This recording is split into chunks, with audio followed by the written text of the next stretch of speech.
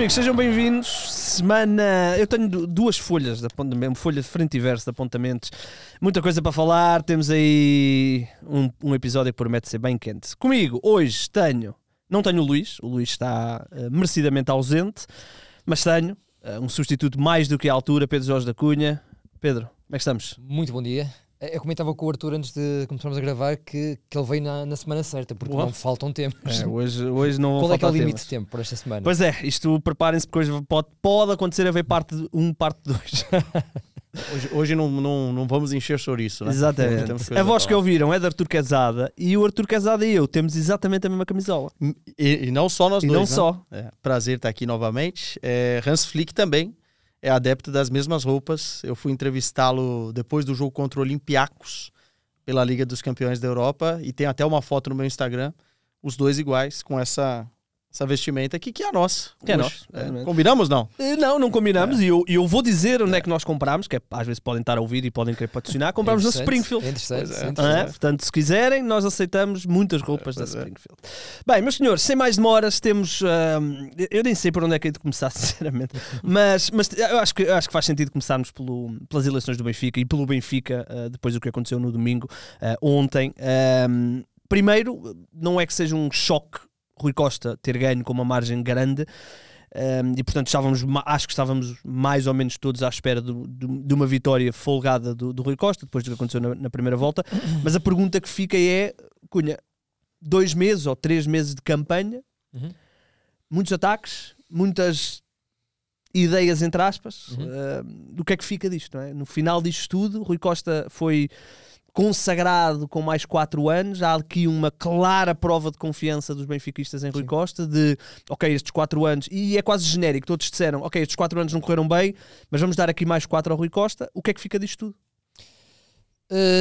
Muito pouco, Igor, muito sinceramente, muito pouco. Para começar, eu estava à espera que o Rui Costa ganhasse esta segunda volta, não estava à espera que ganhasse com esta margem. Pelas minhas contas, muito rapidamente, não quero aborrecer quem nos está a ouvir com números, mas repara bem, da primeira para a segunda volta, o Rui Costa foi buscar mais 26 mil votos. O João Dourinho Lopes foi buscar mais 6 mil votos. Basta lembrar-nos que o João Diogo Manteigas teve, na primeira volta, quase 12 mil votos, à volta de 12 mil votos, para percebermos que o João Dourinho Lopes tem mesmo uma incapacidade brutal de conquistar a malta que queria uma mudança, assumindo que o voto em Manteigas seria para mudar qualquer coisa. Portanto, se calhar também condicionou Manteigas, que o João Diogo Manteigas não tenha sido claro a apoiar. Sim, mas repara, e ele não fez um apoio entusiasmado a João Dourinho Lopes, mas assumiu que ia votar nele e disse mais ou menos isto, que ok, não é a mudança que eu preconizo para o Benfica, mas entre João Dourinho Lopes e Rui Costa é a mudança possível. E mesmo assim, as 12 mil pessoas que votaram nele, das 12 mil, apenas 6 mil votaram nesta mudança. Portanto, foi, se me permite a expressão, uma coça eleitoral do Rui Costa ao Júnior Lopes, e uma coça que me surpreende porque, olhando apenas para os programas, eu escrevi esta semana no Campo Lado, e já o disse isto ontem também na RTP, olhando para os programas, para as folhas, e acreditando que 95% dos benfiquistas, 99% não olham para aquilo, a candidatura do Júnior Lopes era a mais interessante de todas. A mais detalhada, a mais bem preparada, com gente muito capacitada nas suas fileiras, com 2 nomes muito grandes do benfiquismo, Nuno Gomes e Vítor Paneira, ambos com mais jogos oficiais pelo Benfica do que o Rui Costa, falando já sobre o benfiquismo, adivinhando que vais falar sobre isso. Mas depois o João Dourinho Lopes teve um problema muito grande. Ele é uma pessoa reservada, é uma pessoa tímida, e sempre que foi colocado no palco mediático a combater com o Rui Costa, essencialmente no 1 para 1, falhou rotundamente. Eu vi esses 2 debates com alguma atenção, mais o primeiro, menos o segundo, e era tão fácil desmontar o Rui Costa. Ele tinha tanto para onde pegar. Eu tenho aqui uma lista de coisas que ele podia ter pegado, era só mesmo explorar estes pontos e não os largar. E o Júnior Lopes, nesses debates, perante um Rui Costa que era passivo, tranquilo, sereno, sem arriscar minimamente, o João Dourinho Lopes tremia, descontrolava-se, perdia um bocadinho o fio do seu argumento, não teve agilidade retórica para desmontar aqui este ciclo de Rui Costa, que é um ciclo muito pobre, e mesmo assim, de facto, ele não teve essa capacidade. Muito rapidamente, Igor, ele bastava ter ido por estes caminhos. Deixa-me só aqui abrir.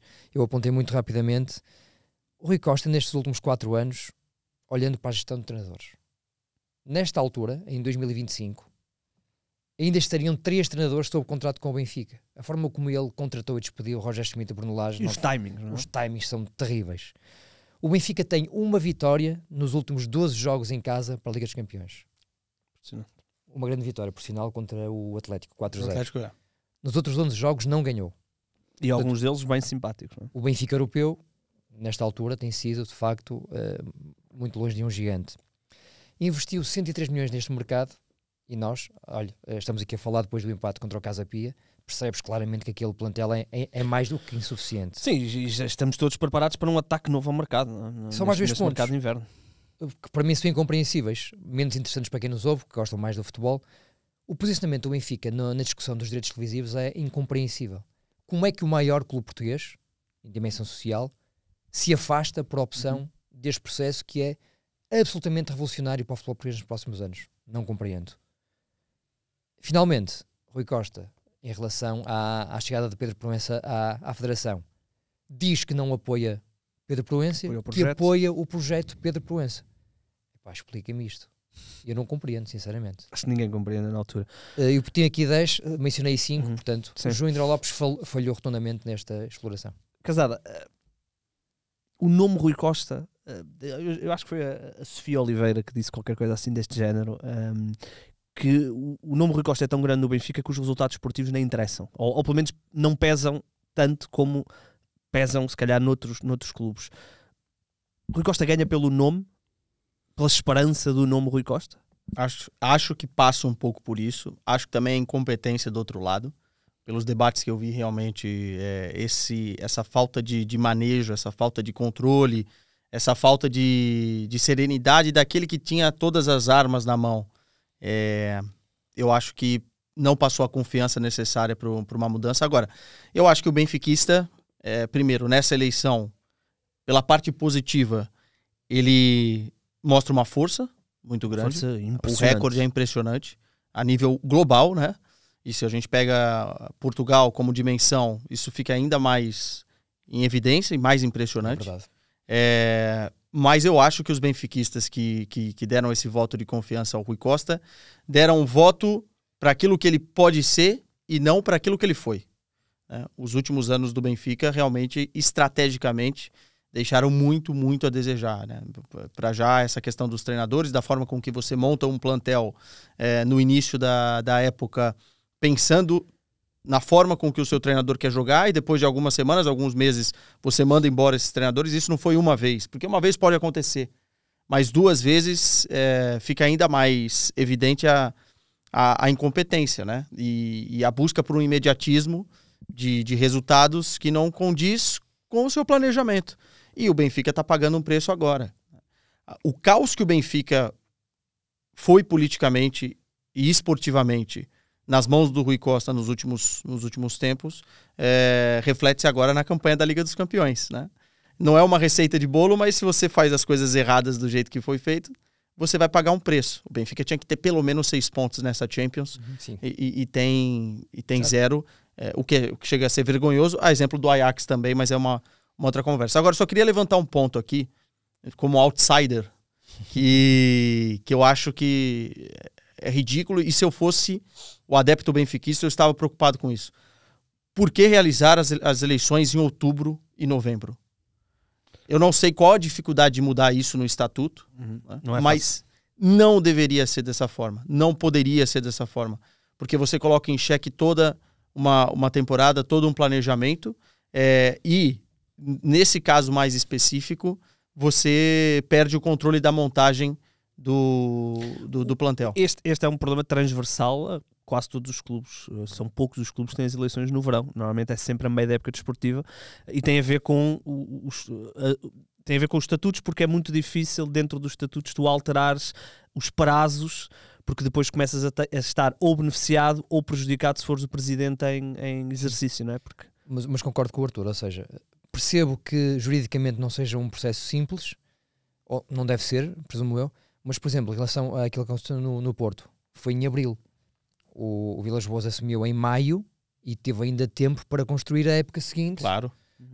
Há ali um processo de transição, né? Parece-me que é uma fase, um período mais benigno. O período seria sempre maio, junho, não é? Para começares a... Mas mesmo maio, junho e julho, né? Apesar do verão, e eu compreendo toda... Mas outubro, e nós estamos quase no meio da época, novembro, né? com todo o planejamento feito. E uma outra coisa que me causa estranheza é a forma e a questão da pontuação por votos, né? Sim. Isso no Brasil mim, isso não existe? Não, praticamente nenhum clube... É um voto por pessoa mesmo. É um voto por pessoa. Pois, porque assim... Aqui no fundo é premiar... Eu por acaso estive a fazer as contas. No Sporting como é que é? É igual. No Porto não é igual, não há de ser igual. No igual. Porto é um voto, um sócio. No Sporting... Não, no Sporting tem isso. No Sporting como no Benfica? Exatamente, tens votos com 50... Tens sócios com 50 por acaso votos. o Sporting não sabia, se também tem isso. Sim. Aliás, reza a lenda que era essa a esperança de Bruno de Carvalho na altura. Mas é que o Arthur diz, é verdade. Ou seja, é uma diferença tão grande. Ou seja, a proporção é desequilibrada, não é? E atenção, 3 votos para 50. E atenção, porque houve uma mudança, porque o Benfica ainda era mais desequilibrado nisso. Nos tempos de Luís Filipe Vieira, a coisa era mesmo muito desequilibrada e as casas tinham um poder quase, não é decisivo, mas quase decisivo. E eles alteraram isso. Agora, eu consigo compreender, porque eu no outro dia estive a fazer as contas, e um sócio que seja sócio há 30 anos... Estamos a falar de centenas de milhares de euros que ele gastou em cotas. Não é? Portanto, como é que tu vais dizer... Ou seja, tens que premiar esse sócio por ter um poder diferente de decisão em relação ao sócio que é sócio há 2 anos e gastou 200 euros ou 300 euros. Sinceramente, eu estou pouco a me importar com o sócio. E o sócio está a se importar mais com o clube. Você, na verdade, com isso você dá poder mais. E assim, eu compreendo a experiência... Né, e o fato de ter vivido muita coisa dentro do universo do Benfica e as cotas em dia, mas você dá mais poder para aquilo que foi, né, e o apego a uma nostalgia, a um saudosismo que talvez não mire ao futuro. Eu percebo, mas por esse princípio, se usássemos isso como o argumento das pessoas que foram votar, se calhar Luís Filipe Vieira não tinha tido só 10% ou mas teve, se calhar a malta mais jovem, eu não sei se depois há um rácio ou um estudo dos votos a nível de faixa etária. Certamente eles devem ter. Né? Mas eu acho que a malta mais jovem talvez quisesse mesmo a mudança pelo lado do Noronha. Eu não concordo que seja uma discrepância tão grande. Mas não, equilibraria mais as coisas. Acho que eu discordo que seja uma discrepância tão grande, tanto no Sporting como no Benfica. Agora acho que os sócios que são sócios há 20 anos, 30, 40 anos... Ora bem, se no Benfica houvesse o modelo de um sócio e um voto, os resultados finais não iam ser muito diferentes daquilo que foram. Mas o João Diogo Manteigas teria ficado à frente do Vieira, por exemplo. Okay. Teve 12.259 contra 11.816 do Vieira. E depois, o número de votos, o Vieira ficou à frente do João Diogo Manteigas. E eu até posso perceber a lógica do premiar a antiguidade. Agora, repara bem, 2 sócios com 50 votos... São 100 votos. São 100 votos. Representam mais do que... Portanto, o patamar mínimo é de 3, não é? Não, é um. É um voto. Se for sócio há 2 anos... Só 100 votos, 100 sócios. Sim, não, isso estamos de acordo. 100 sócios. É muita discrepância. Mas isso eu acho mais difícil de mudar dentro do estatuto do que propriamente difícil. A data da... Mas as duas coisas são discutíveis, muito discutíveis. São discutíveis, para a gente colocar em evidência, porque realmente... Olha, Rui Costa ganhou. Renato, desculpa. Alô. Bom dia. Então, estiveste doente na semana passada. Já estou aqui fino. Está melhorzinho. O que é que foste vendo de redes? Vimos algumas entrevistas à boca das urnas que foram verdadeiramente hilariantes, aqueles que pedem mudança mas que depois votaram em Rui Costa. Eu acho que as redes são muito, e têm sido muito, cada vez mais uma bolha. Aquilo que se vê lá e que via-se muito João Noronha Lopes e mudança, e depois vê-se os resultados e não fica sequer perto, não é? É um bocadinho nesse sentido. Sim, daí a minha surpresa, até na primeira volta, eu achava que o João Noronha, não sei se ia ganhar, mas achava que ia ser taco a taco. E de repente, quando acordo no dia a seguir, o Rui Costa já está com uma vantagem absurda e até se dizia que o João Noronha Lopes ia desistir e não sei o quê. Portanto, realmente a campanha de João Noronha Lopes criou ali uma bolha de redes sociais que depois não se cumpriu, não é? Sim, foi um bocadinho isso. É a vida fora do Twitter. É a vida fora do Twitter, é verdade. Em Lisboa parece-me que foi sempre muito equilibrado. Mas na primeira volta o Noronha Lopes ganhou na votação no Estado da Luz e desta vez até aí o Rui Costa foi mais forte. O Rui Costa ganhou praticamente todos. Sim. Mesmo no estrangeiro. Estas últimas 2 semanas foram completamente desaproveitadas pelo Noronha Lopes. O debate foi ridículo. Olha, desafios. Portanto, o Rui Costa mantém a sua linha, a sua política. Já percebemos todos que o José Mourinho não gosta deste plantel, basta ver os padrões de substituição de José Mourinho nos jogos mais difíceis. Eu lembro, por exemplo, contra o Porto só faz 1 ou 2 alterações, agora contra o Leverkusen também só faz 3, ou seja, claramente ele está a passar a mensagem de, meus amigos, este plantel não chega, e concordamos que realmente depois de 103 milhões gastos é estranho vermos as alas do Benfica com o Luque Bacchio, Sheldrup ou Orsens. Portanto, acho que aí estamos de acordo que vai haver um ataque ao mercado e mais desafios para Rui Costa. Olha, o Igor, passivo.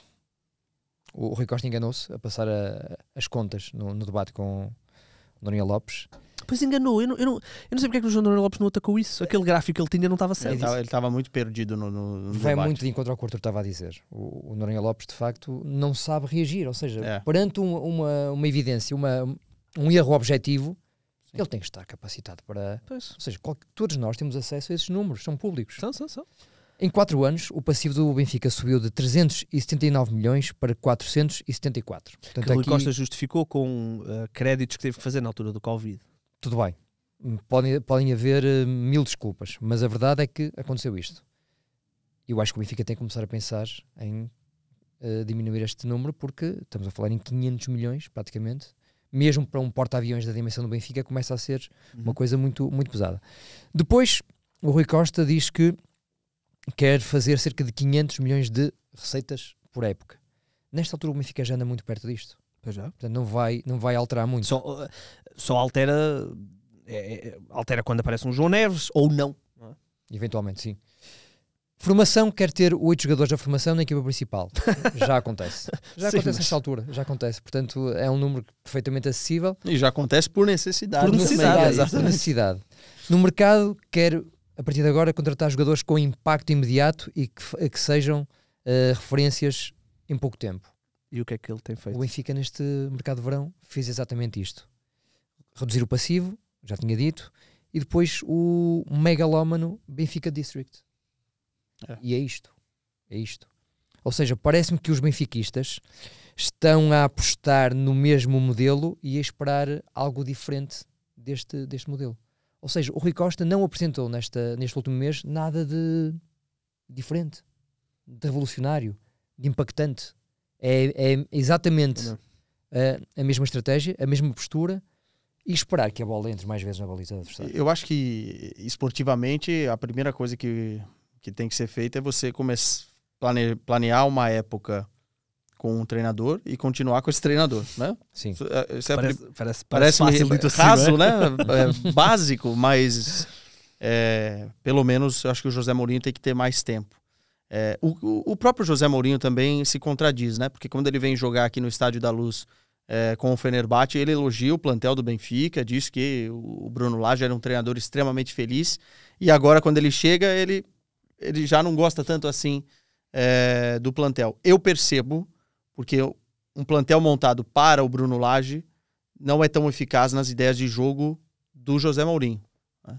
Que é um treinador que gosta mais da pressão e depois da transição. O Bruno Lage gostava muito da posse, de trabalhar muito bem com os médios, e é muito diferente você montar um plantel pensando numa coisa e agora ter totalmente uma coisa diferente. Mas se a ideia é diminuir o passivo, contratações de impacto já prontas, no mundo de hoje do futebol, eu não sei quanto que se gasta para o estranho é que o Benfica, se nós olharmos para este mercado, vem-me já à cabeça 3 jogadores: Luque Bacchio, Rios e o Ivanovic. Só estes 3 jogadores custaram 70 e poucos milhões de euros. Ainda tens o Sudakov. E a Sudakov, exatamente. Obrigado, Renato. Portanto, o que é que ele quer mais? Quer o Lewandowski? Na campanha, o Noronha Lopes talvez ficaria mais barato. Ainda antes dos debates, teve uma afirmação que eu por acaso fiquei com ela na retina, mas depois não a agarrou mais. O Benfica do Rui Costa tem sido bom a formar, rápido a vender e mau a contratar. Isto era uma frase que ele devia ter explorado muito mais. Muito mais. E nos debates nunca a disse. Nunca a afirmou. E tem sido um bocadinho isso. Olha, o fim de semana trouxe manutenção de Rui Costa e trouxe logo o primeiro ato fora das eleições foi empatar em casa com o Casa Pia depois de estar a ganhar por 2-0. Tivemos o regresso de Dedic, o que não deixa de ser interessante. Eu estava curioso para ver como é que Dedic e o Luque Bacchio se iam entender naquele lado direito, e acho que o Benfica pode ter ali um problema por se disposicionar um bocadinho, mas não foi este jogo que o provou.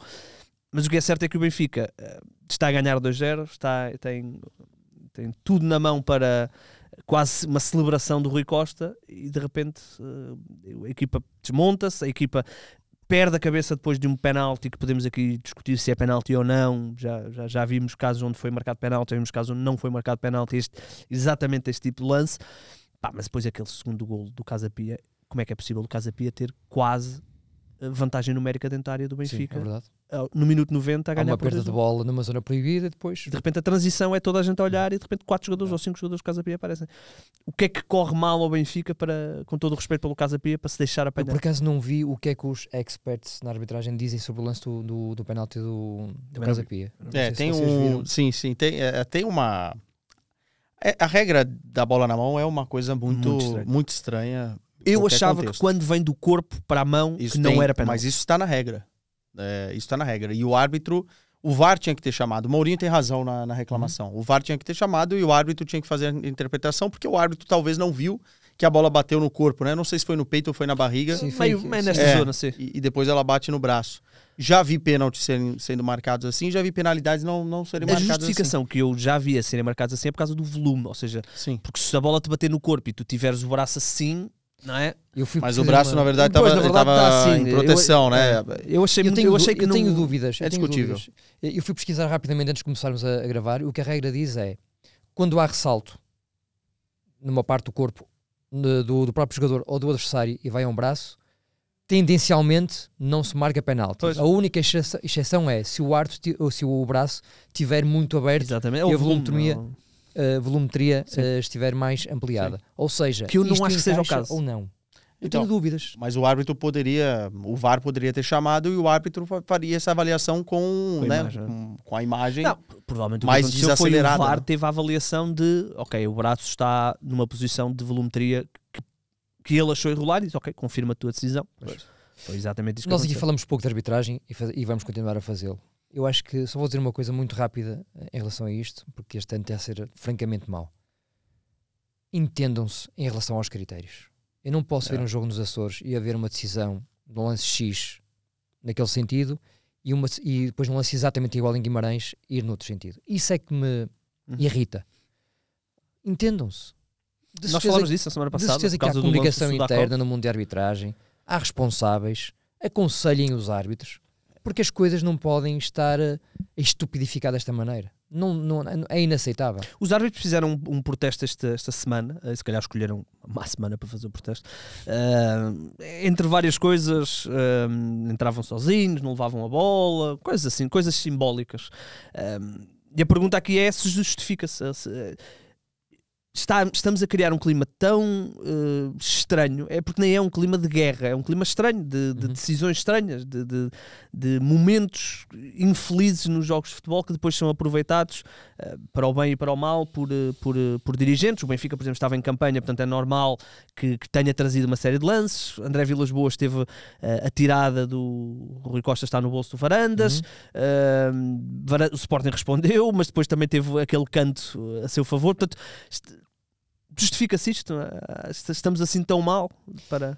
Eu vejo o futebol português com alguma consciência há 40 anos. E sempre foi assim. Sim. Todos os três têm telhados de vidro. Acredito que numa fase mais um, noutra fase mais outro, mas nenhum deles tem moral para apontar o dedo a ninguém. A luta deles não é qual é que é prejudicado, é qual é que é menos beneficiado. Exatamente.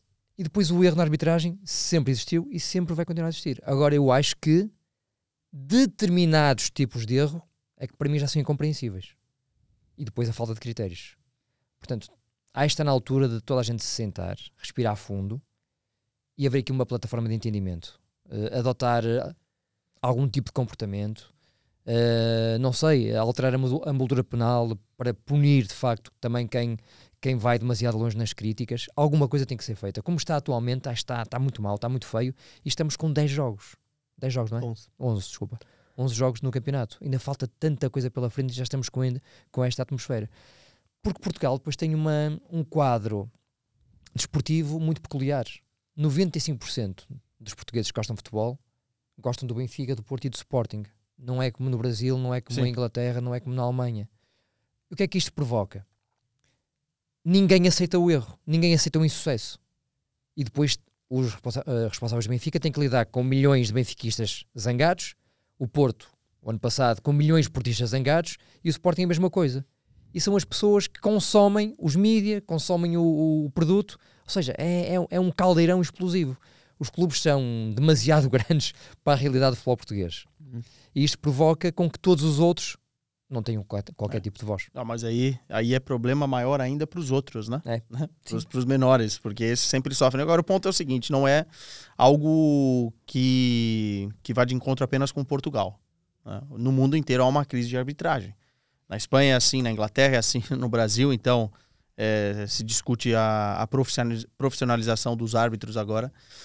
O meu ponto é que a gente tem que partir de uma premissa, e o resto eu nem converso, nem discuto, da boa fé. Eu acho que o árbitro não quer errar. Ele só erra ou porque ele é ruim, ou porque está no mau dia, ou porque o critério é dúbio, enfim, ele toma uma má decisão.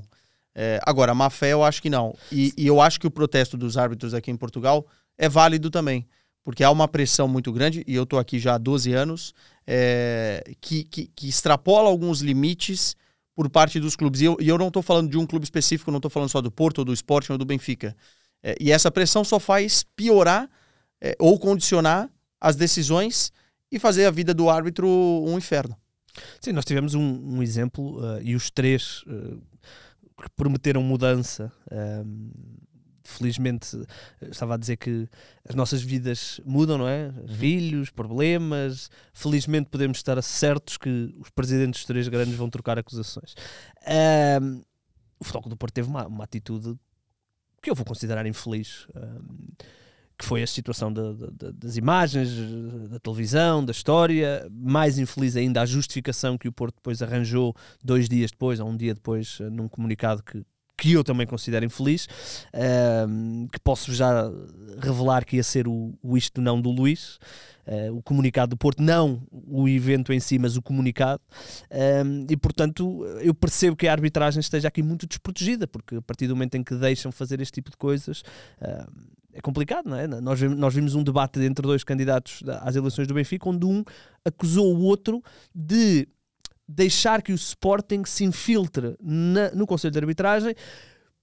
Ou seja, o que ele está a dizer não é o Conselho de Arbitragem é verde, é porque é que não é vermelho, porque é que o Rui Costa não colocou lá. Ou seja, eles partem já do princípio que aquilo é tão corrompível que o ataque é o Sporting ter ganho na corrupção ao Benfica. É de loucos, Igor, é de loucos. Nós trabalhamos neste mundo, obviamente, queremos que o produto, acima de tudo, seja um produto confiável. Que as pessoas estejam a ver um Porto Benfica ou um Famalicão Farense e acreditem que tudo aquilo que está a acontecer é benigno, é fidedigno, que não há ninguém por trás, um títere, a manipular ali o que quer que seja. E eu gostava de acreditar que isto vai melhorar. Mas, Igor, muito sinceramente, o histórico diz-me que é muito difícil que isso venha a acontecer. Houve aqui uma mudança muito grande nos últimos anos no futebol português. O futebol português sobreviveu a um período em que havia Bruno Carvalho, Vieira e Pinto da Costa. Eu diria que pior do que isto é difícil. 2 deles passaram pela prisão. Exatamente. Portanto, com as entradas em cena de André Vilas Boas, do próprio Rui Costa e de Frederico Varandas, acho que todos nós acreditamos que algo ia mudar para melhor. Só que o problema depois são os resultados maus, que vão de encontro àquilo que eu disse anteriormente. A pressão é tão grande das massas associativas, dos milhões, que depois a tendência primária dos dirigentes é agarrarem-se à arbitragem para desculpabilizar os próprios erros. O Porto, ano passado, tinha uma equipa de futebol terrível, com o Martin Anselmi. Essencialmente, acho que foi pior com o Martin Anselmi do que com o Vítor Bruno. O Benfica este ano tem uma equipa de futebol incompetente. O Sporting, antes do Ruben Amorim, passou por Kaiser, Silas, e aquilo não funcionava. É futebol, é isto. Há períodos melhores, mais competentes, e outros mais incompetentes. E quando a equipa está a afundar, a boia de salvação é a arbitragem. É porque não existe incompetência no futebol.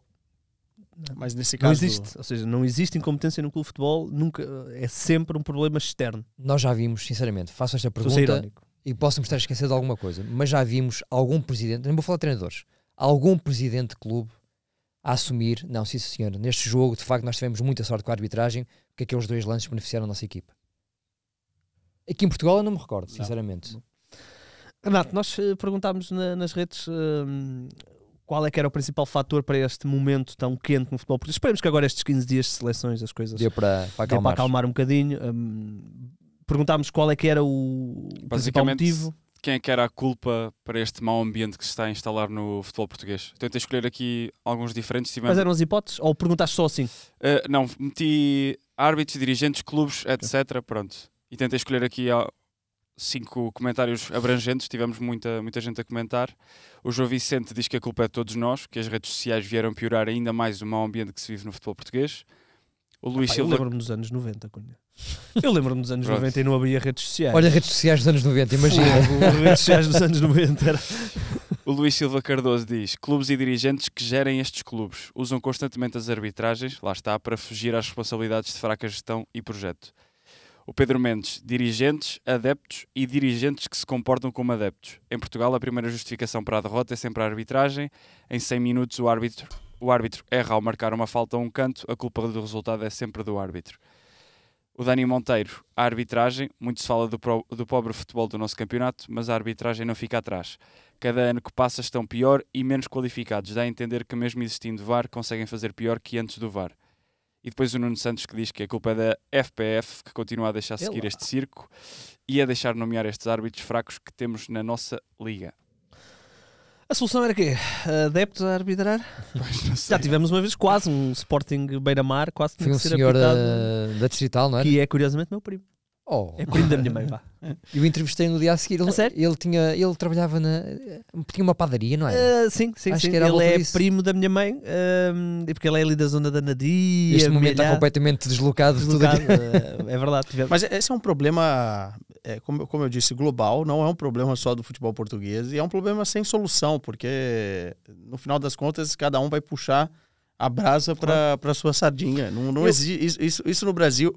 Nós estamos discutindo no Brasil a profissionalização dos árbitros. E aqui essa questão caiu um bocadinho, mas houve uma altura que se falou um bocadinho disso. E eu achei que poderia ser, não era a solução, mas era pelo menos um passo. É um caminho. Não, eu acho importante. Porque você cria ali mecanismos para que diminua-se os erros, né? Especialmente focando a carreira das equipes de arbitragem naquilo que interessa. Né? O produto merece isso. O produto do futebol, pelo que movimenta não só em Portugal, em todo lugar, merece isso. Agora, em relação a Benfica e Casa Pia, só para voltar um bocado, a declaração do Mourinho pós-jogo, ela vai de encontro à crítica à arbitragem, mas ela também critica um pouco aquilo que foi a mentalidade do Benfica. Né? O Benfica tem a capacidade, esse Benfica tem a capacidade de se boicotar. O que acontece no gol da penalidade é um bocado hilariante. É um bocado hilariante, mas é um pouco do que o Benfica vem fazendo nos últimos tempos. E o próprio gol no final... É inadmissível. É inadmissível. O Rios acaba errando muito na decisão de virar as costas naquele lance. É verdade. Dá azar. E dá azar porque não fez um jogo ruim. Não fez um jogo ruim. Aliás, estava sendo muito elogiado, inclusive nas próprias redes sociais durante a partida. Mas é inadmissível você tomar um gol daquele. Então eu acho que o problema do Benfica hoje, além de mau planejamento do plantel, além das confusões políticas que rondaram o clube nos últimos tempos, da troca de treinador, é também mental. É também mental, porque o jogo estava ganho, Igor. Sim. Aliás... eu, quando mandei os temas, o Benfica estava a ganhar 2-0 e eu pensei, ok, pronto. E depois fizeste um update. Sim, e depois tive que... Aqui muda tudo, né? Muda tudo, não é? Isto, com todo... E é engraçado, porque o Casa Pia acabou de trocar de treinador. Sim. O Casa Pia este ano é das equipas mais E são esses jogos que fazem o campeonato ir embora, né? Se perde o campeonato. Estamos a falar já do Benfica a 6 pontos do Foco do Porto. 3 pontos do Sporting. E vamos ter daqui a 2 jornadas um Benfica Sporting. Sublinhando o que o Arthur está a dizer, acho que o segundo golo é o momento mais grave do Benfica no jogo. É inaceitável uma equipa que está a ganhar 2-1, que teve o jogo na mão. A parte do penalti, tenho que ver mesmo com calma também e aprender um bocadinho com quem sabe mais do que eu de arbitragem. Tenho muitas dúvidas. Mas o segundo golo do Casa Pia, como é que o Benfica ganha 2-1 aos 89? Tem 4 jogadores do Benfica na área e o Casa Pia está com 5 homens naquela zona, 5, 6 homens naquela zona. Impossível.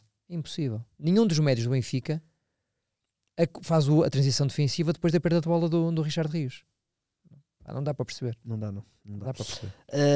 Vamos ver. O Benfica tem taça, depois terá Champions, que Mourinho ainda acredita no apuramento, mas é improvável. Deve acreditar em que Papai Noel também, Pai Natal. É improvável. Não tem como. Depois tem campeonato e depois tem Sporting logo a seguir. Esse Benfica Sporting, né? Benfica Sporting, vai ser quente.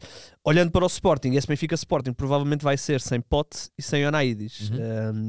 E eu queria falar um bocadinho disto, que é o relevado do estádio de Santa Clara. Naturalmente, o Sporting... falamos dos telhados de vidro, o Sporting teve relevados miseráveis durante quase 10 anos, né? Quando inaugurou o novo estádio de Alvalade, portanto também não pode falar muito disso. Mas eu não vou dizer que as lesões vieram por causa do relevado, mas certamente teve influência.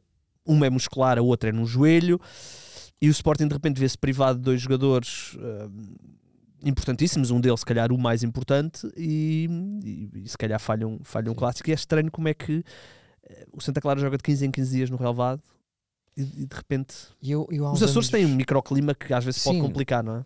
Admito que sim. Eu entrevistei o João Henriques há uns anos, quando ele estava no Santa Clara, e falamos muito sobre isso, porque ele na altura queixava-se que a equipa nunca treinava lá, no relevado, treinava num campo sintético de uma escola secundária de Ponta Delgada, e isso obviamente fazia com que o trabalho estivesse muito limitado, muito condicionado. Admitindo que o cenário é idêntico hoje em dia, eu acho que eles não treinam lá, posso estar enganado. Não devem continuar a treinar lá. Acho que não. É estranho o relevado estar naquele estado, não é? Em novembro.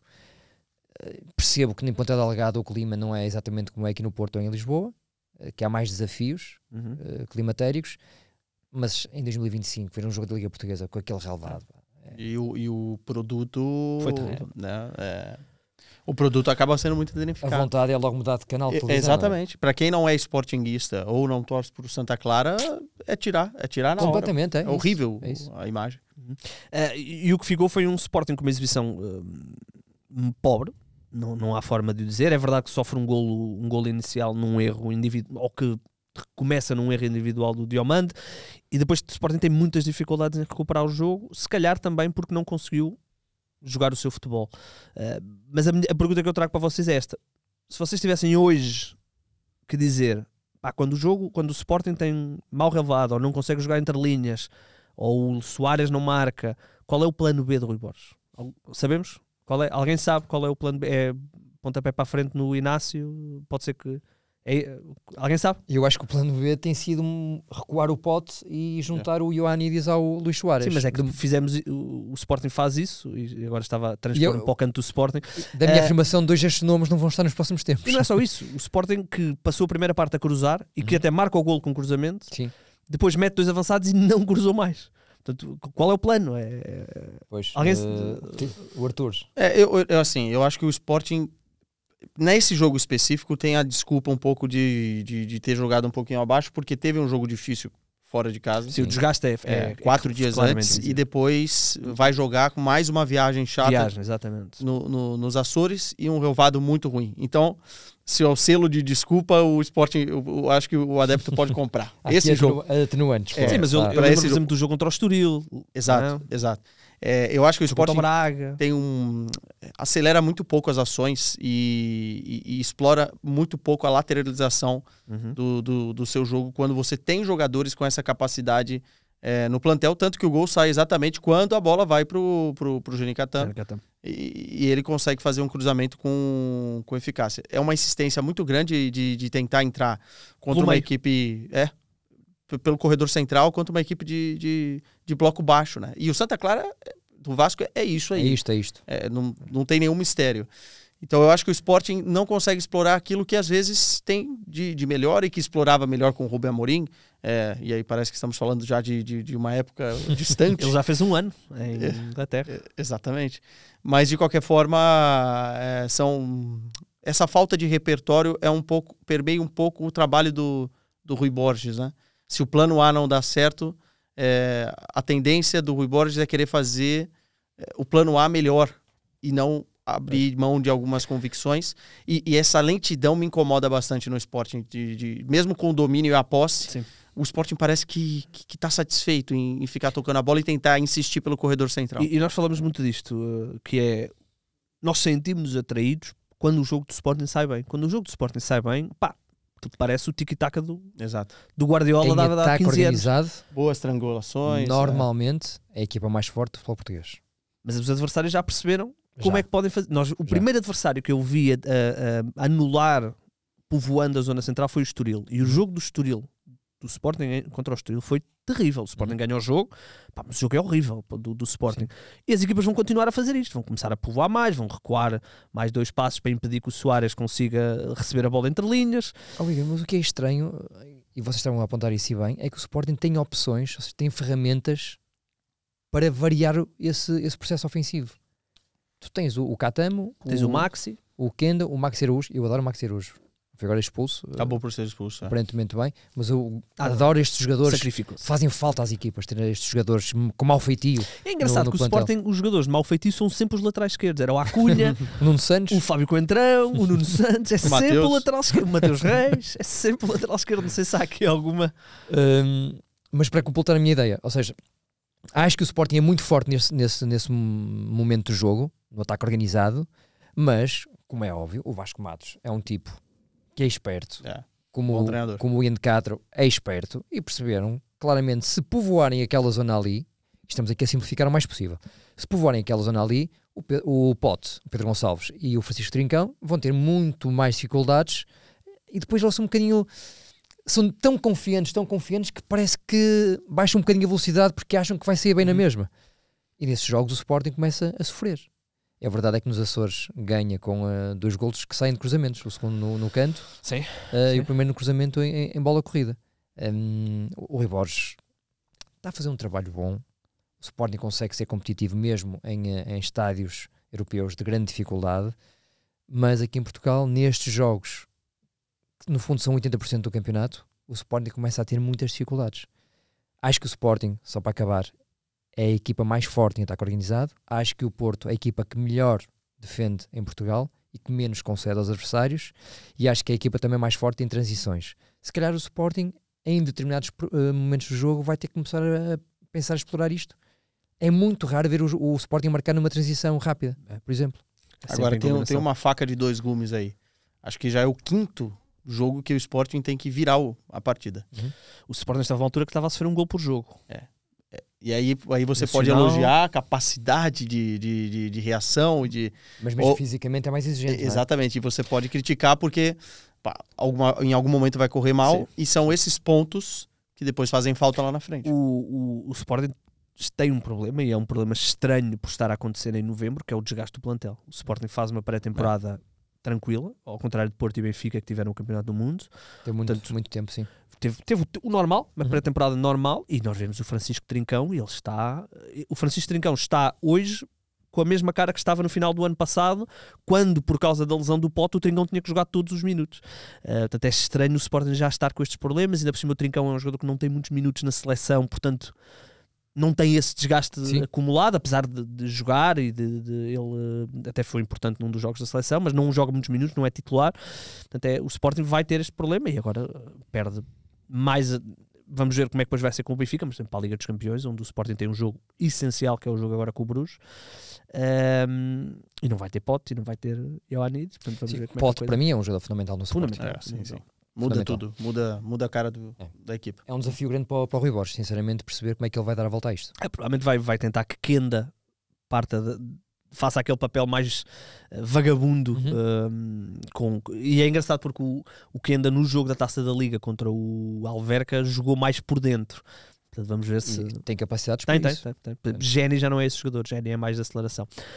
Vamos ver. Olha, o Futebol Clube do Porto, deixa-me só dar-vos este dado muito engraçado sobre o Futebol Clube do Porto, que é... O Futebol Clube do Porto já jogou com o top 8 todo do campeonato. Famalicão, Gil Vicente, Braga, Vitória, Sporting, Porto, e é líder do campeonato, perdendo apenas 2 pontos. Agora vai seguir, com todo o respeito, equipas como o Aves, como o Tondela, como o Estrela.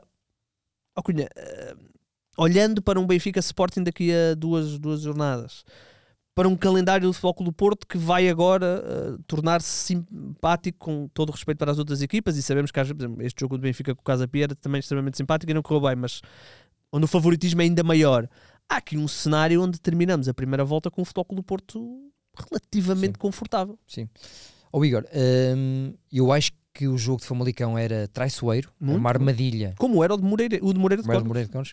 E o Porto fez a melhor exibição desde a vitória em Aroca. Não sei se vocês recordam, 4-0, com o Porto reduzido a 10. Sim, e depois ainda consegue marcar com 10. Foi o jogo mais convincente que eu vi do Porto no último mês.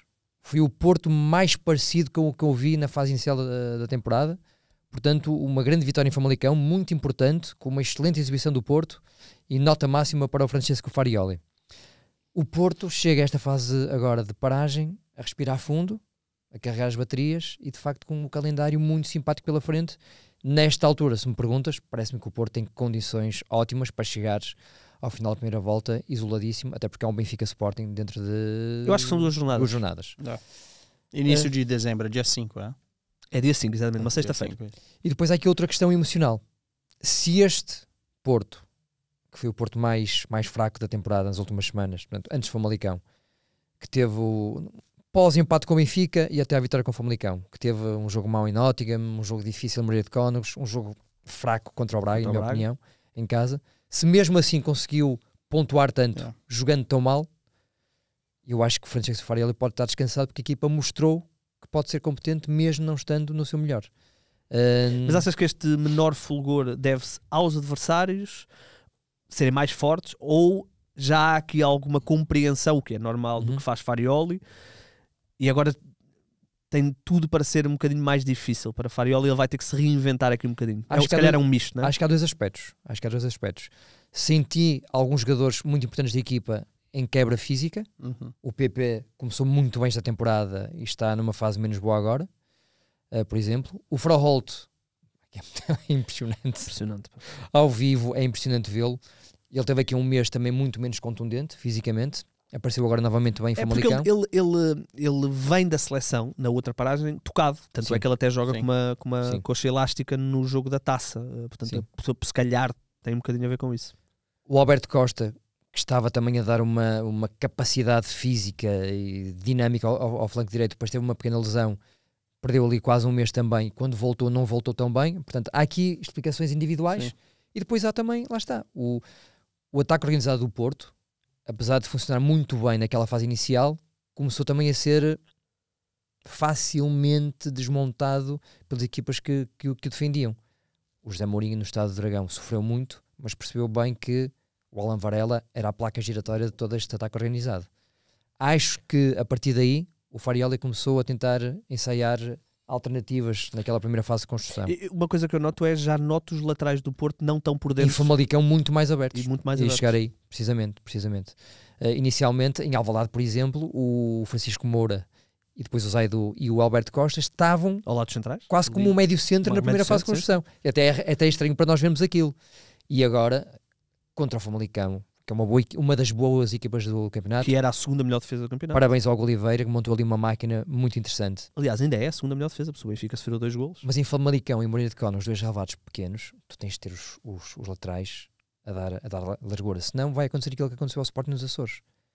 Tu queres passar, é quase aquela analogia do Carlos Carvalhal, não é? Um Ferrari preso no trânsito de Londres. O que é que o Ferrari vai fazer? Muito pouco. É um bocado isto, não é, Casado? Eu acho assim, os campeonatos se ganham nos momentos ruins, ou nos momentos mais de conturbados, né? Nos momentos que você não consegue desempenhar o teu melhor. Porque essas vitórias, e contra o Famalicão, a gente elogiou o Famalicão antes de começar a época aqui. Essas vitórias, elas no final das contas fazem toda a diferença, porque são os 3 pontos de ganhar na Luz, ou os 3 pontos de ganhar o Famalicão. A pontuação ela acaba sendo a mesma. Eu acho que o Farioli tem um plantel na mão. Os jogadores entendem o que o Farioli quer, e isso é muito importante. E apesar da quebra física, que me parece ser evidente para alguns jogadores, o Porto continua mantendo um nível competitivo muito alto, né? Lutando por todas as bolas, enfim, é um time que mentalmente me parece que está muito forte. E nesse exato momento da temporada, por mais que o Sporting possa ter, e defende o título e possa ter realmente uma palavra a dizer, eu acho que o Porto é o grande candidato para ser campeão. Pela gordura que pode colocar, né, depois do jogo contra o Benfica, Sporting Benfica, e também pela consistência. Se o Porto já demonstrou a capacidade recente de jogar um bom futebol, e quando não está jogando ou praticando tão bem o mesmo estilo que tinha, consegue os resultados, imagina quando esse time voltar novamente ao seu melhor. E eu acho que o Farioli tem a equipe nas mãos. Eu achei impressionante, depois do jogo com o Moreirense e do jogo com o Braga, a forma como o Futebol Clube do Porto esmagou a transição do Famalicão. Não lhes deu. É verdade que há ali uma bola ao poste antes do golo, mas é a única. De resto, Zabiri, do Futebol Clube do Porto, Zabiri, que foi até uma agradável surpresa. Ele veio do Mundial, foi o segundo melhor jogador do Mundial. É um miúdo para acompanhar. É um miúdo para acompanhar, foi a bom. primeira titularidade dele este ano. Mas é impressionante como o Porto consegue colocar aquele colete de forças novamente, que não conseguiu fazer com o Braga, e a espaços também não conseguiu fazer com o Moreirense, mas ontem, exato, hoje é segunda-feira, foi ontem, conseguiu refazer isto contra o Famalicão, que é uma boa equipe. O Porto está muito, mas muito melhor do que o ano passado. O nosso playmaker até tinha um apontamento interessante, com mais ou hoje de pontos, manhã, ou ontem. Portanto, se replicarmos os jogos que o Porto fez já este ano e compararmos com os resultados que obteve no ano passado contra estes adversários, o Porto tem mais 13 pontos. Mais 13 pontos. É muita coisa. E a grande diferença, não sei se vocês concordam, o Porto melhorou em todos os aspectos, mas a grande diferença é a forma como o Porto não permite ao adversário grandes situações de perigo. Mesmo contra o Braga e o Porto, eu elogiei muito o Braga pelo jogo que fez no Dragão. Fiquei impressionado com a qualidade do Braga com bola. Mas mesmo esse jogo o Porto não permite grandes oportunidades de golo ao Sporting de Braga. Então é uma equipa que protege muito bem aquele... Mas que também deu muito certo ali. As contratações do Porto deram muito certo, né? Houve uma falhada. Exato. O Kivior, por exemplo, na defesa é impressionante. O jogo que ele faz contra o Famalicão é muito, muito bom. Muito bom. O azar do Benarek sair machucado, mas quando joga... É uma dupla muito forte. É muito consistente. O Porto não tinha isso na época passada, apesar de eu ser um dos maiores críticos do argentino, do Anselmi. Ele não tinha esses jogadores. Mesmo que tivesse, na minha opinião, não conseguiria repetir o que o Farioli faz. Até por conta de estilo e forma de pensar futebol.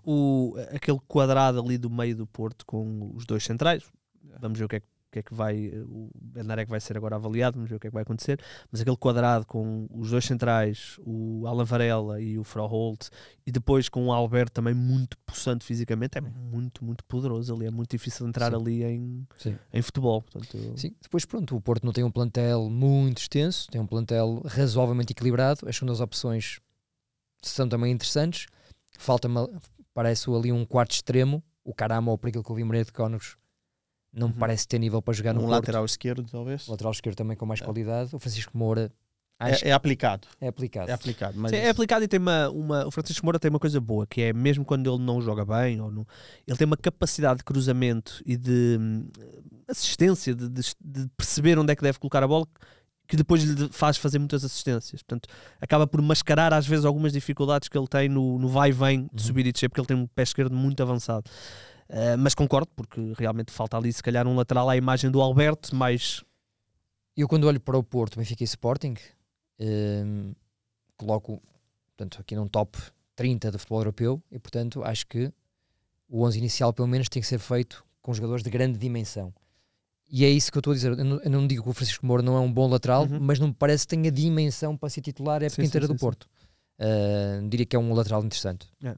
É porque se olharmos para o plantel também não há um substituto à altura. É o Zaidu. Em 2025 ainda existe Zaidu no Porto, que é impressionante. Está lá Zaidu. Sim, o Martim Fernandes tem feito as duas, não é? Mas se quisermos ir por escardinho é Zaidu, que está no último ano de contrato. Portanto, agora, se compararmos o plantel, nós falamos do plantel do Benfica, o plantel do Porto na minha avaliação, dá mais soluções do que o plantel do Benfica. No ataque, especialmente. Aliás, em todas as posições, mas no meio ataque campo consegues mudar os 3 médios com alguma facilidade. Exatamente. O Pablo Rosário, pois lá está. Até fiquei surpreendido ontem, foi ele que entrou para a central. Eu acho que teve a ver com a questão do pé. Do esquerdino, não é? Ele não quis dois centrais esquerdinos. Ele não quis dois centrais esquerdinos. Eu gosto bastante do Dominic Prepich, até parece-me interessante. Mas o Pablo Rosário depois também é aquele jogador que é quase futebol manager, não é? Consegue preencher várias E ele posições. É forte, né? Fisicamente. E tem a confiança do treinador. Entrou bem ontem. É um jogador treinador, claramente. Muito bem, vamos ver como é que o campeonato agora vai acalmar um bocadinho. Só vamos voltar a falar do campeonato aqui a 2 fins de semana exatamente, porque temos paragem, depois temos taça. Vamos ver se a nossa seleção nos ajuda um bocadinho. Vamos a... Isto sim, isto não. Vamos começar com isto sim, pode ser. Normalmente nós não temos isto sim quando vem o Casada, mas eu vi que o Cunha tinha 2 assuntos que queria muito falar e então nem lhe disse nada. Okay. Foi? Foi. Podias-me ter dito. Não, porque eu para já gostei do... Ainda por cima gostei muito do teu isto não. Gostei muito do teu isto não. E então pensei, ok, não lhe vou dizer nada e vou deixá-lo fazer. Podias-me ter dito que eu ontem à noite estava lá a pesquisar. És convidado especial hoje, tens direito. Estava todo entusiasmado. Isto sim, não é? Pode ser isto sim. Olha, o isto sim... eu andei a pesquisar e acabei por optar. Eu ia escolher o Nené, porque marcou um golo na Liga Portuguesa aos 42 anos, mas depois lembrei-me de uma coisa, e eu acho que há aqui um nome que tem sido muito injustiçado e esquecido pelo futebol português, que é o Paulinho, avançado, ex-Sporting, e ex-Braga e ex-Gil Vicente, que está a brilhar no Toluca. O Paulinho, desde que chegou ao Toluca, já marcou 45 golos em ano e meio, 45 golos, foi agora o melhor marcador do torneio Apertura, e o Toluca venceu este torneio Apertura. Estamos a falar de um campeonato que é muito competitivo. O último jogo foi até o Toluca 2, Clube América 0. O Paulinho voltou a marcar, chegou aos 45 golos. E a verdade é que nós começamos a ver, olhando até para a seleção, o Roberto Martínez não desvaloriza a Liga Saudita como eu desvalorizo. E chama jogadores que jogam na Liga Saudita. Porque é que o Paulinho está completamente arriscado às opções da seleção? Já está com 32 anos, logo eu, é verdade. Sim, 32, 33. Andará nessa casa, sim. Mas um tipo que marca 45 golos num grande clube mexicano, num campeonato interessante, acho que não tem sido devidamente valorizado.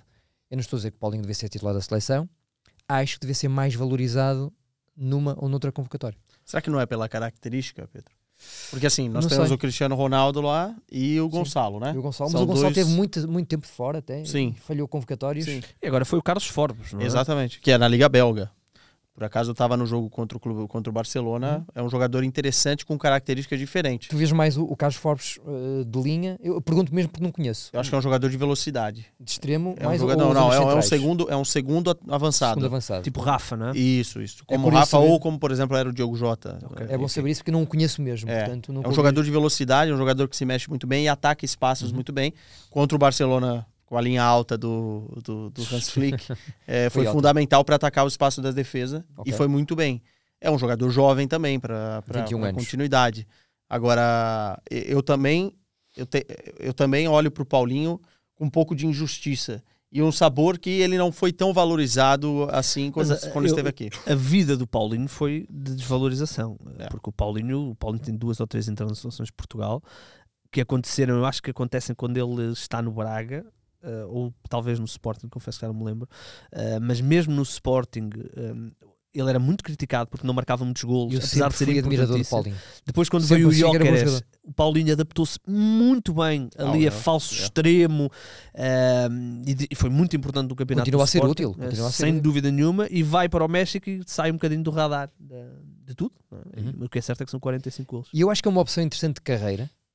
Não sei como é que o México é olhado mesmo na realidade americana, se é um campeonato que paga bem, que tem bons clubes. Sim, é uma paixão muito grande, né? Os mexicanos adoram futebol. Na altura, quando sai do Sporting, vai ganhar mais. Não, lá paga-se muito bem. Pois. Assim, por exemplo, eu acho que o Campeonato Brasileiro é superior ao mexicano, até pela competitividade, mas a nível financeiro, os clubes do México têm uma palavra a dizer. Colocarias, por exemplo, perto do argentino, Arthur? Não, mais superior. Financeiramente é superior. Sim. Pronto, o que é que eu digo? Dentro de um campeonato relativamente competitivo, o Paulinho está a marcar muitos golos numa equipa conquistadora. Não sei. acho que aqui e ali podia ter merecido mais qualquer coisa do nosso Roberto Martínez. Muito bem, vamos ver o que é que o futuro nos dita. Eu não te disse, portanto não tens isto sim, ou portanto deixámos o Cunha brilhar, mas eu gosto do teu isto não, e por isso é que eu não te disse nada, porque eu queria falar do teu isto não. Portanto vamos ao isto não. Vamos ao isto não. Então, conta-me lá, Cunha. Olha, a entrevista do Cristiano Ronaldo ao nosso colega Piers Morgan. Ele é jornalista ou não? Entertainer, apresentador, né? Jornalista. É muito amigo do Cristiano Ronaldo. Sim. E foi com o Piers Morgan que o Ronaldo detonou o Manchester United. Exatamente. Portanto, vê-se que é uma pessoa em quem o Cristiano Ronaldo confia e terá escolhido o Piers Morgan agora para dar esta entrevista quase de carreira e de vida. Eu sou muito admirador do Cristiano Ronaldo, futebolista. Somos todos. Não? É o melhor futebolista português de todos os tempos. Quero deixar isto bem claro. Acho que tem um papel importante a desempenhar na seleção ainda. Vai ser importante no Mundial, com toda a certeza. Mas sempre fiquei muito desiludido com as palavras do Cristiano Ronaldo sempre que tem que falar sobre mais qualquer coisa que não seja futebol. E desta vez o Cristiano Ronaldo, e é perfeitamente legítimo, atenção, a liberdade de expressão é isto mesmo. E a liberdade de expressão, para mim, quando se pergunta qual é que é o limite para mim é o crime. A liberdade de expressão, o limite da liberdade de expressão é essa, é o crime. Portanto, é perfeitamente legítimo que o Cristiano Ronaldo elogie o Sr. Donald Trump, o Presidente Donald Trump, por quem diz que tem muita simpatia, admiração e que é um homem que pode devolver a paz ao mundo. Tudo bem, é perfeitamente legítimo. Mas a partir do momento que o diz, também se coloca sob o escrutínio de quem o escuta. E é precisamente isso que eu agora vou aqui colocar e vou questionar, porque o Cristiano Ronaldo elogiar os seus Bugattis, a mim não me aquece nem arrefece. Tem dinheiro para 10 vidas, pode comprar os carros que quiser, mais de 40, mais 50, é uma questão que só ele diz respeito. Agora, um futebolista com a responsabilidade social que o Cristiano Ronaldo tem, nesta altura em que o mundo vive, vir elogiar uma personagem que tem sido absolutamente disruptiva para todo o planeta, a minha já é mais discutível.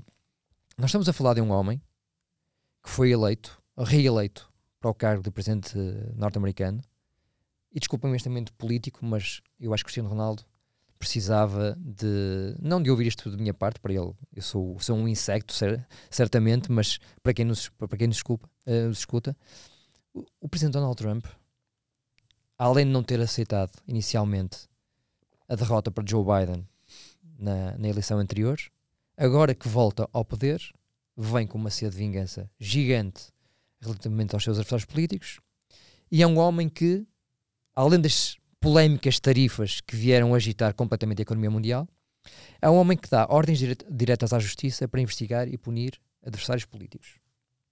É um homem que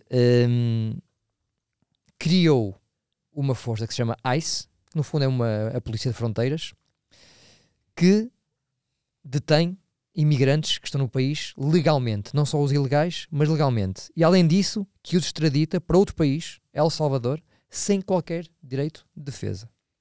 É um presidente que coloca militares de forma cirúrgica apenas em cidades governadas por governadores democratas. É um homem que faz leis feitas à medida para impedir escritórios de advogados de defenderem os imigrantes que são extraditados. É um homem que faz chantagem com as universidades, Colômbia, Harvard, para que mudem os currículos que ele considera woke. É um homem que perdoou já centenas de indivíduos que estiveram envolvidos nos desacatos de 6 de janeiro no Capitólio. Perdoou todos. E é um homem, agora recordando o episódio triste com Jimmy Kimmel, que chantageia e obriga os proprietários dos grandes canais de televisão a despedirem figuras que lhes são incómodas. Uhum. É um autocrata. E para quem possa não seguir tanto, neste exato instante, estamos no 42º dia de encerramento. O governo nos Estados Unidos não está a funcionar. Não existe. Julgo que houve agora um acordo esta madrugada. Aparentemente vai voltar. Aeroportos iam fechar, não ia haver recolhas de lixo, por uma razão muito simples, porque... Por duas razões, há 2 tipos de encerramento. Está encerrado o governo e está encerrado o parlamento, digamos assim. O parlamento está encerrado porque os democratas já têm a maioria para poderem obrigar os documentos do Jeffrey Epstein a serem divulgados e, portanto, os republicanos encerraram Nem o toquei Parlamento. nesse ponto ainda. Mas o pior disto tudo é, os Estados Unidos não são como nós, eles não têm um Serviço Nacional de Saúde abrangente, tem toda a gente, tentaram fazê-lo com o Obamacare e é algo que os republicanos estão a tentar acabar há muitos anos. O governo dos Estados Unidos está parado porque eles querem aumentar os prémios dos seguros de saúde e os democratas não deixaram. Portanto, o governo estava parado, estava 40 e tal dias parado. Portanto, nem interessa a questão mais técnica. Mas o que me enervou nisso, de Cristiano Ronaldo dizer que elogiou Trump, não foi por ele elogiar o papel dele na guerra de Israel com o Hamas, foi por ele ser uma pessoa tão famosa. Que ele até brinca com a ideia e depois o Trump até lhe responde a dizer: quem é que será mais famoso, eu ou Cristiano Ronaldo? É uma leveza de espírito, é uma falta de conhecimento. Eu acho que é profunda ignorância mesmo. Como é que o Cristiano Ronaldo, um jogador com esta dimensão, tem de ser bem aconselhado? Isto aqui não é direita nem esquerda, atenção, estamos a falar de decência mínima. Decência mínima. O Cristiano Ronaldo é imigrante, certamente tem familiares ou amigos que são imigrantes, e nesta altura, nos Estados Unidos, e eu também tenho uma pessoa, até vos comentei antes de gravarmos, que vai ser deportada e que está nos Estados Unidos já há muitos anos, há décadas a trabalhar, a descontar, e portanto estamos a falar aqui do mínimo de consciência humana. Na minha opinião, um jogador com esta dimensão global, que é mais conhecido que Portugal no mundo, não pode ter o arrojo de elogiar publicamente um indivíduo que tem feito tão mal ao seu povo e a todos os países. E não o pode que o fazer com a leveza com que ele fez. Eu acho que a entrevista em si, assim, a entrevista a entrevista em si é muito ruim, né? Antes mesmo de nós sabermos o que seria a entrevista, já dava para prever o que ele iria falar, porque ele sempre fala as mesmas coisas para as mesmas pessoas.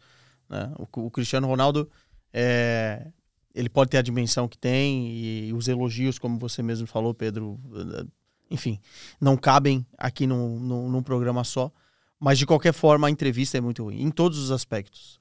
Ele entra em lugares que o colocam como um pouco arrogante em tudo o que fala, né? Inclusive até questão de beleza, né? Se comparando com o Beckham, falando que na praia de Copacabana ele chamaria mais atenção. É um pouco bizarro, vai tocando pontos... Não lembrava disso.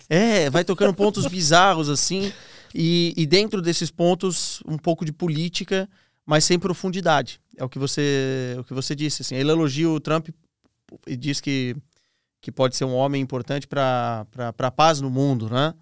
Mas sem profundidade, porque eu acho que, na verdade, no fundo, o Cristiano Ronaldo a gente olha para o Cristiano Ronaldo como uma grande figura portuguesa e talvez vamos cobrar do Cristiano Ronaldo que ele seja mais do que ele é. Ele é um jogador de futebol. Certamente não é coincidência que o Campeonato do Mundo se jogue para o ano nos Estados Unidos. Renato, eu queria que fosse tu a dizer isso. Renato, temos desenterrado, não é? Temos, sim, senhor. Não é tão sério como foi este momento. bocado, Vamos lá então. Nós hoje estamos... Normalmente o Casal também não faz desenterrado porque ele parte em desvantagem porque está cá há 15 anos, não é? 12 anos. Portanto, há coisas que lhe vão escapar, mas eu tenho a certeza que o Renato teve isso em consideração. E agora vamos a um jogador da década de 80. Também sou fraquinho nisso. Não é de 80, mas é um jogador muito complicado, por acaso, hoje. É muito complicado. Mas tens pistas suficientes? São pistas? Opa, tenho aqui para aí 10 pistas, mas não sei se vão conseguir chegar lá. Por isso, Igor, acho que também tens que participar. Meu amigo, vamos lá. Está bem? Edson. Rockenbach. Não, já foi. O nosso enterrado tem 31 anos, ou seja, é novinho. Okay. Avançado, pode jogar tanto a extremo direito como a extremo esquerdo. Atualmente joga no seu país, ainda ontem jogou, fora da esfera mundial. Hã? Ou melhor, fora do foco mundial, isto é. Foco mundial. Marte. Campeonato secundário. Internacional mais de 60 vezes, com 2 passagens por Portugal, sem grande expressão. Partilhou plantel, por exemplo, com o Pizzi, Gaetan e Melgarejo, só para vos começar aqui a enquadrar. Benfica, portanto. Pronto. Fez apenas um jogo pelo Benfica, pela equipa do Benfica, fez apenas um jogo num triunfo sobre o Tondela e é moçambicano. E tem mais de 60 jogos? Por Moçambique, sim. E o Clésio Baúque. Clésio Baúque. Pô, mas essa aí... Clésio Baúque. E o Pedro ainda diz, Cunha, eu não sou muito bom nisso. Tira o chapéu. Clésio Baúque. Mandem este corte ao Luís Rodrigues, por favor. Está a jogar no Moçambique, ainda ontem jogou. Mandem este corte ao... Eu vou dizer uma coisa. Tu estavas a dizer Moçambique, só me vinha à cabeça Mauete Júnior. Sabes quem é, Arthur? Sim. Mas eu não sei se era moçambicano ou angolano, Mauete. Não tenho a Eu certeza. acho que era moçambicana. Yeah. Espera aí, como é que é? O Mauete, né? Mauete Júnior. Que era o The Next Big Clésio, Thing, sim, quando Mauete. aparece. Meu Deus. Diz, não, o Mauete não tem 31 anos, nesta altura deve ter pai 51. O Mauete, pois, o Mauete Júnior, de 43 anos e é angolano. 43. E angolano, ok. Opa, o Clésio, olha, não sei. Como é que foste lá? Moçambicano, Benfica. Pá. Sim, também não havia muitas opções. Eu lembro que Tendo em conta a ele idade. jogou contra o Tondela. Tondela. Eu tenho ideia que ele nesse jogo até titular. jogou lateral direito. Foi titular.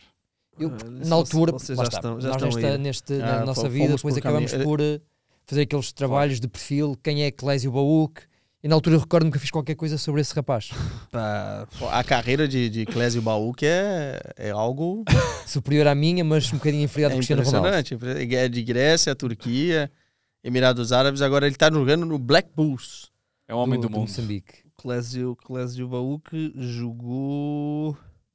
Talvez tenha jogado a lateral. Estou a ver aqui o Silvio, Jardel, Luizão. E eu tenho quase a certeza absoluta que ele na altura é com JJ ou o Rui Vitória, tenho dúvidas. O Acho que é o Rui Vitória. É o Rui Vitória, sim. E ele é lançado nesse jogo porque o Benfica não tinha lateral direito e ele acaba por se safar. Pois ele é titular. E nós fizemos um trabalho, um perfil sobre ele no dia a seguir. Pronto, tinha uma leve ideia do... Saiu aos 64 minutos para entrar André Almeida. Sim, mas admito que este desenterrado era exótico. Fogo. Muito exótico, muito exótico. Exótico a favor. Bem, Desculpa, casado. Não, mas isso aí Nossa é uma Senhora, armadilha. Me Clésio trouxeram Baúque. pra nós podíamos estar aqui um dia. pra Cova Eu dos não ia Leões. chegar. Isso aí. Tu podias-me dizer que o nome dele começava por C Acabado aí. e acabava em Ézio. Clésio. Vamos embora. Vamos embora. Voltaremos para a semana. Agradecer ao Arthur e agradecer ao 1h12 só. 1h12. É verdade. É verdade. E era um programa recheado de temáticas, é né? verdade, é verdade. Fomos muito concisos hoje. Fomos bastante concisos, acho que estamos de parabéns. Obrigado, Cunha, obrigado, Arthur. Vamos ter aí muitas coisas novas. Temos aí a preparar também umas novidades para vocês a nível de ataque rápido, portanto fiquem ligados. Obrigado mais uma vez. Já sabem, todos os ataques rápidos têm um fim.